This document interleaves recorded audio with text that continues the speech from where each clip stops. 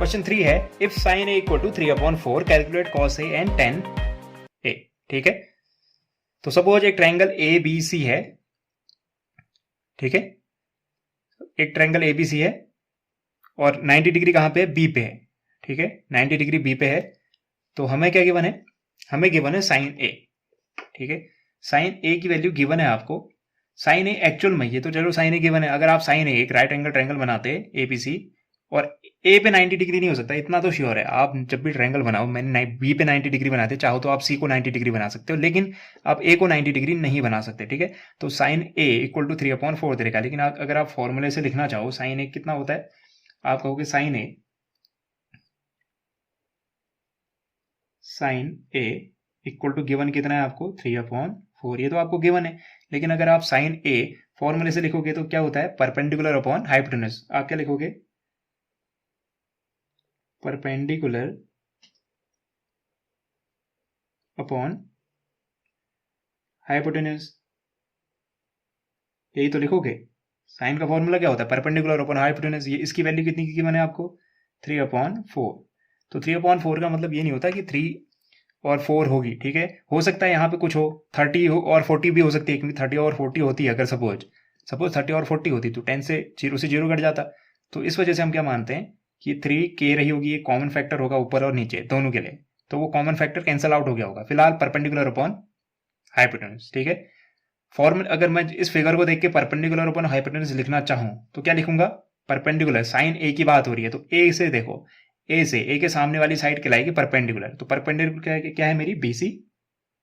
BC और hypotenuse तो automatically 90 degree वाला जो सामने की साइड होती है वो हो जाएगी एसी। यानी बीसी अपॉन एसी की वैल्यू आपको गिवन है 3/4। ठीक है, और बीसी और एसी को एज्यूम कर लेते हैं हम। बीसी को एज्यूम कर लेते हैं क्या? 3K, और एसी को एज्यूम कर लेते हैं 4K। ये क्यों एज्यूम किया जा रहा है? जैसे मैंने अभी एक्सप्लेन कर दिया आपको, 3/4 तो होगी लेकिन उसके साथ कोई ना कोई कॉमन फैक्टर रहा होगा। ठीक है, और जिसकी वजह से K और K कैंसिल आउट हो गए होंगे। ठीक है, तो मैं एज्यूम कर लेता हूं let BC equal to 3K and AC equal to कितना? 4K। आप जरूरी नहीं है K को एज्यूम करो। ठीक है, आप K को बिना एज्यूम किए भी चल सकता है आपका काम। लेकिन आपको ये कॉन्सेप्ट समझ में आना चाहिए। ये क्या है? ट्रिग्नोमेट्रिक रेशियो, नाम ही रेशियो है। ठीक है, तो रेशियो है, जरूर ऊपर और नीचे कुछ कॉमन फैक्टर रहे होंगे जिसने एक दूसरे को कैंसिल आउट कर दिया। तो हमने मान लिया कि कॉमन फैक्टर क्या है? के है। ठीक है, आप बिना के लिखे भी काम चला सकते हो, इसमें कोई दिक्कत नहीं है। ठीक है, फिलहाल हमने एज्यूम कर लिया कि ऊपर और नीचे कॉमन फैक्टर के था, तो के से के कटा होगा। इस वजह से बीसी की वैल्यू क्या रही होगी? 3K, और एसी की वैल्यू रही होगी 4K। तो बाई पाइथागोरस थ्योरम क्या मैं ए बी को ढूंढ सकता हूं? बिल्कुल, by Pythagoras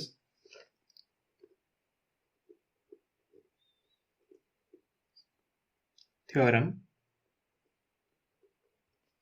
A B equal to क्या लिखा जा सकता है? सीधे सीधे लिख रहा हूं, ये बच्चों का सवाल हो गया। अब पाइथागोरस थ्योरम हमने इतनी बार अप्लाई कर दी है। ये क्या है? बेस, और ये क्या है? परपेंडिकुलर।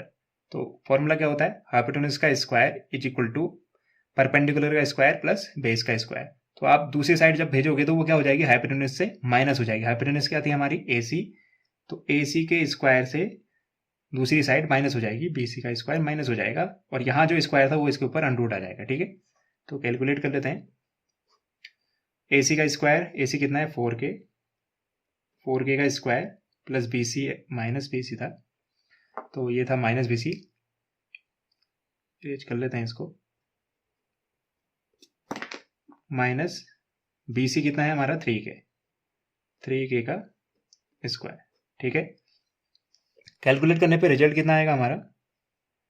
रिजल्ट आएगा 4 का स्क्वायर कितना होता है? 16, और K का स्क्वायर तो K स्क्वायर होगा। ऐसे ही माइनस 3 है, 3 का स्क्वायर 9, K का square K square.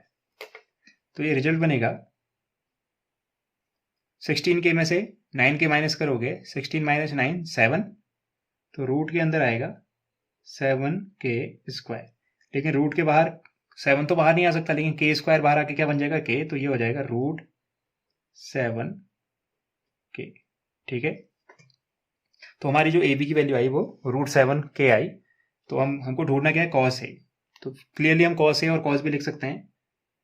Cos A is equal to क्या होगा, कॉस ए का फॉर्मूला पता होना चाहिए। जैसे साइन का फॉर्मूला होता है परपेंडिकुलर अपॉन हाइपोटेनस, कॉस का होता है बेस अपॉन हाइपोटेनस।